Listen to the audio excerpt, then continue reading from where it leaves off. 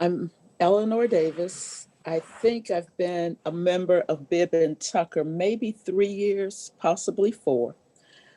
I'm a retired nurse. I learned to sew, if not in elementary school, I was probably in middle school, and my grandmother taught me to sew. I moved here from Detroit and moved here because my husband's family had lived here like many African Americans before the Great Migration and moving north.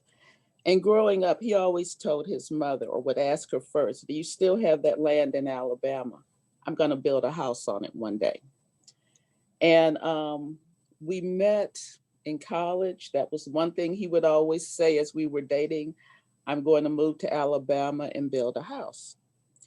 So you've got two people from the north, from the city, moving to Alabama in 1976. My mother-in-law was very angry with us. When we drove away, she literally turned her back and would not watch us drive away. My mother was upset because we took her only grandchild at the time.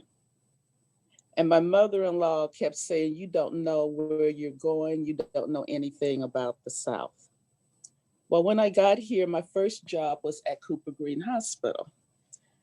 And the nurses that I worked with kept telling me about Miss Nina, about how great of a divorce lawyer she was. They didn't talk about so much about what she was doing as far as women's rights, civil rights. I kept hearing about her as being a great divorce lawyer. And finally, it dawned on me. I said, I do believe my coworkers are thinking, she doesn't know what she's doing. She's getting ready to move to rural Alabama. She has, as they say, she has no people here. Let's make sure she knows how to get out of this situation. And that's how I became aware of her early on in my life here in Alabama. And then as I became more familiar with her story, this was a very dynamic woman. She really did push for civil rights for all, and she was a champion for women.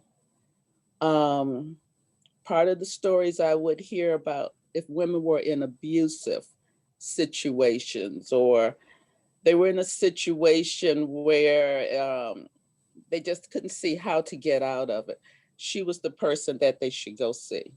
She was very dynamic in her activities on the city council and the first woman president of Birmingham City Council. And I just felt like she ought to be remembered and recognized as well.